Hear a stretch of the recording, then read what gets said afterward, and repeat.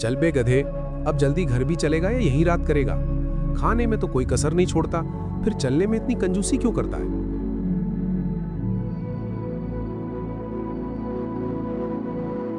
हाँ, मर गया रे। इस धोबी ने तो कपड़े लाद लाद कर मेरा कचूमर निकाल दिया है। हे भगवान, मुझे इस धोबी से बचाओ, मुझे इस धोबी से बचा लो भगवान। इस तरह से गधा जब भी बोझा लाद कर आता तो करहाते हुए भगवान को याद करता। एक दिन लेखा, खा के तो गेंडा हो गया है, लेकिन काम करने में तेरी नानी मरने लगती है। फटाफट खा ले और चल कपड़े लेने जाना है।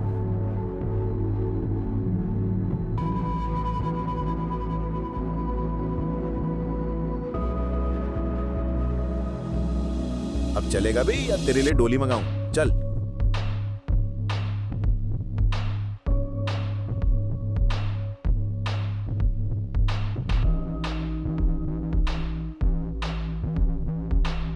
हाँ, मर गया रे। हे भगवान, मुझे इस धोबी से बचाओ, मुझे इस धोबी से बचा लो भगवान।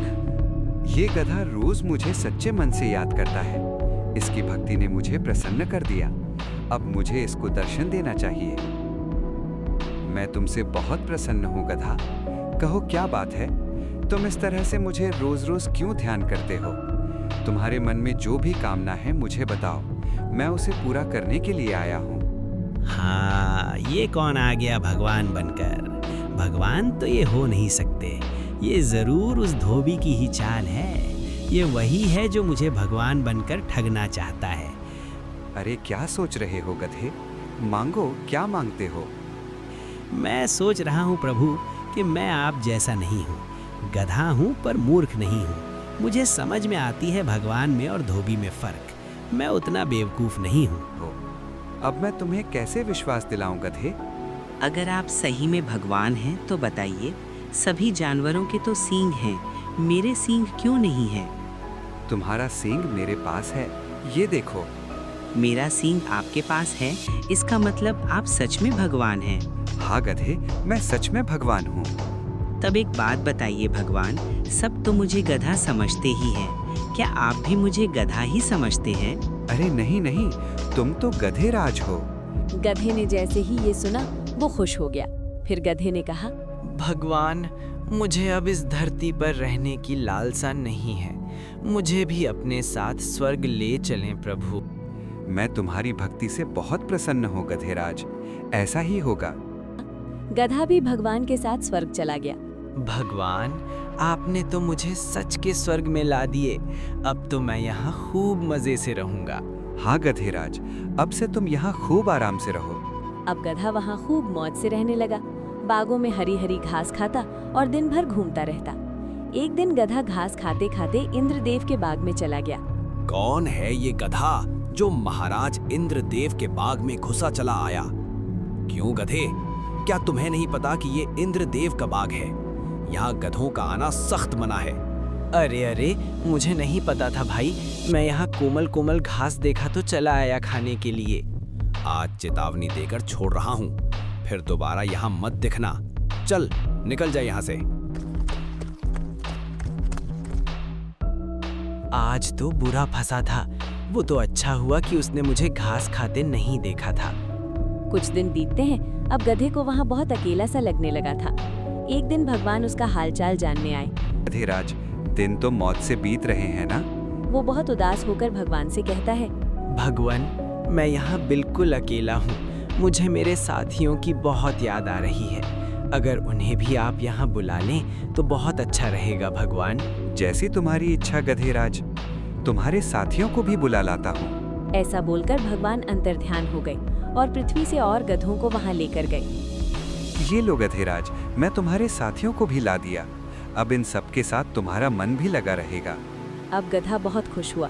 अपने साथी गधे को लेकर घास खाने चला गया। जब घास खाकर सारे गधे एक साथ जमा होते तो सभी गधे गाना गाते।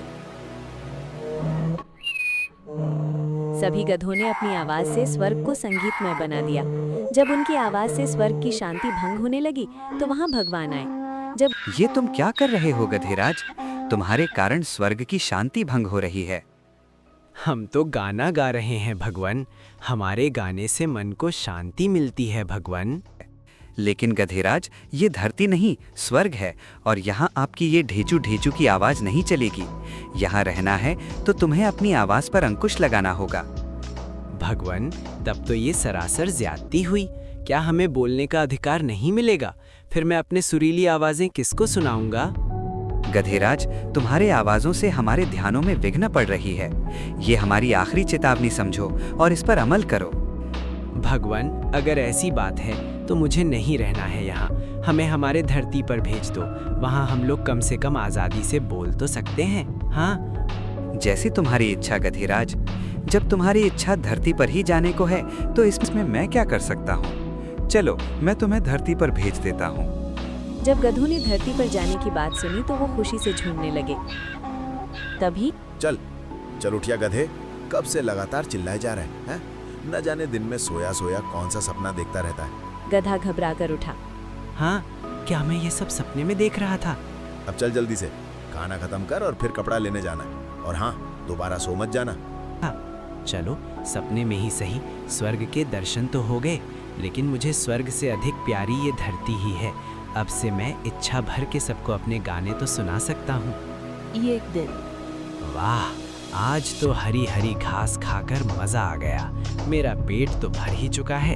अब इस पेड़ की छांव में थोड़ा आराम कर लूं, फिर आगे चलूंगा। ऐसा सोचकर गधा पेड़ के नीचे आराम करने लगा और इधर उधर की उटपटांग बातें सोचने लगा। मेरे जैसा बुद्धिमान इस जंगल में कोई नहीं, तभी तो समस्या आने से पहले मैं उससे बचने का रास्ता निकालता हूँ। जैसे मान लो मैं यहाँ बैठा हूँ और जंगल में आग लग जाए तो मेरा क्या होगा? मैं तो बेमौत ही झुलस के मर जाऊंगा। तभी उसकी नजर जंगल में उठ रहे धुएं पर पड़ी। धुआं देखकर गधा घबरा गया। अरे, ये तो सचमुच जंगल में आग लग गई। इसका मतलब अब मैं मारा जाऊंगा। नहीं नहीं, इससे पहले कि आग मुझे अपनी चपेट में ले ले, मुझे ये जंगल छोड़कर किसी सुरक्षित स्थान पर भागना चाहिए। गधा घबराकर भागने लगा। उसे भागता देख सियार ने उसे देखा। वो गधे को रोकते हुए पूछा, अरे क्या हुआ गधे भाई, तुम इस तरह से क्यों भागे जा रहे हो? कोई खजाना मिल गया है क्या? अरे फालतू की बातें मत करो। कोई खजाना लेकर नहीं भाग रहा मैं, अपनी जान बचाकर भाग रहा हूँ। वो देखो। इतना बोलकर गधा फिर भागने लगा। सियार ने देखा तो उसे कुछ दूर धुआं उठता हुआ दिखाई दिया। अरे हाँ, यहाँ तो सच में धुआं उठ रहा है। धुआं देखकर सियार भी घबरा गया। वो भी सोचने लगा कि कहीं वो आग में न घिर जाए। ये सोचकर वो भी भागने लगा। भागते भागते सियार ने सोचा और रुक गया। कहीं मैं गलत तो नहीं कर रहा हूँ? हो ना हो मैं कहीं उसी कहानी को तो नहीं दोहरा रहा हूँ जिसमें पेड़ से पपीता गिरने पर हिरण ने समझ लिया कि जंगल में कोई खतरनाक दानव आ गया है। नहीं नहीं, मैं उस आग को बिना देखे यकीन नहीं करूंगा। मुझे उस धुएं के बारे में पता लगाना होगा कि आखिर वो धुआं कहाँ से और क्यों उठ रहा है। ऐसा सोच सियार उठ रहे धुएं की ओर चल पड़ा। कुछ दूर जाने पर उसे हिरण मिला। सियार ने हिरण से पूछा, हिरण भाई, क्या तुम ये बता सकते हो कि वो धुआं कहाँ से और क्यों उठ रहा है? वो धुआं तो झरने के पास से उठ रहा है। झरनों के किनारे खरगोश, लोमड़ी, बंदर और मैं, हम चारों दोस्त पिकनिक मना रहे हैं। हम लोग वहीं आग जलाकर बाटी चोखा बना रहे हैं। लकड़ियां कम होने से मैं इधर लकड़ी लेने आया था। परंतु ये सब तुम क्यों पूछ रहे हो? मुझे उस धुएं से क्या मतलब हिरण भाई? वो तो अपना गधा भाई उस धुएं को देखकर डर गया और इधर से दौड़ते हुए जा रहा था। उसे लगा कि शायद जंगल में आग लग गई। वो अपनी जान बचाने के लिए भाग रहा था। अब तक तो वो न जाने कितनी दूर निकल गया होगा। तो तुमने उसे रोका क्यों नहीं? तुम्हें उस मूर्ख गधे को रोकना चाहिए था। उसे रोकने की छोड़ो, एक पल के लिए तो मुझे भी उसने डरा ही दिया था। परंतु सियार भाई, यदि उसे नहीं रोका गया तो ऐसे भागते भागते सभी जानवरों को वो आतंकित करता जाएगा और जंगल में बिना मतलब की भगदड़ मच सकती है। तुम ठीक कह रहे हो हिरण भाई, हमें गधे को रोकना चाहिए। ऐसा बोलकर हिरण और सियार दोनों उस दिशा में दौड़ पड़े जिधर गधा गया था। काफी दूर जाने के बाद उन्हें गधा दिखा। बहुत जल्दी ये जंगल छोड़कर मेरे साथ भाग चलो, वरना आग को यहाँ आते देर नहीं लगेगी भाइयों। अगर अपनी जान बचाना चाहते हो तो भागो। कोई कहीं नहीं भागेगा, जंगल बिल्कुल सुरक्षित है। इस मूर्ख गधे की बात सुनकर तुम लोग भयभीत मत हो। हाँ भाइयों, हम वहीं से आ रहे हैं। मैं वहाँ झरने के किनारे अपने दोस्तों के साथ पिकनिक मना रहा था और उसी आग से उठ रहे धुएं को देखकर ये गधा समझ लिया कि जंगल में आग लगी है और ये बेवकूफ बिना सोच विचार किए भागने लगा। आग की वास्तविकता सुनकर गधा रुक गया और सभी जानवरों ने अब चैन की सांस ली। हिरेन भाई, तुम्हारा ये काम बहुत सराहनीय है, जो समय पर आकर हमें घटना की सही जानकारी दी, वरना आग की खबर सुनकर हमारी तो सांसें ही रुक गई थीं। मुझे माफ़ कर दो दोस्तों, आज मेरे कारण पूरे जंगल वासियों को परेशानी का सामना करना पड़ा। मुझे मेरी गलती का एहसास हो गया है। अब से मैं वादा करता हूँ कि बिना सच्चाई जाने कभी भी कोई कदम नहीं उठाऊंगा। दोस्तों, अगर वीडियो अच्छी लगे तो चैनल को लाइक और सब्सक्राइब करें और कहानी अच्छी लगी हो तो कमेंट करें।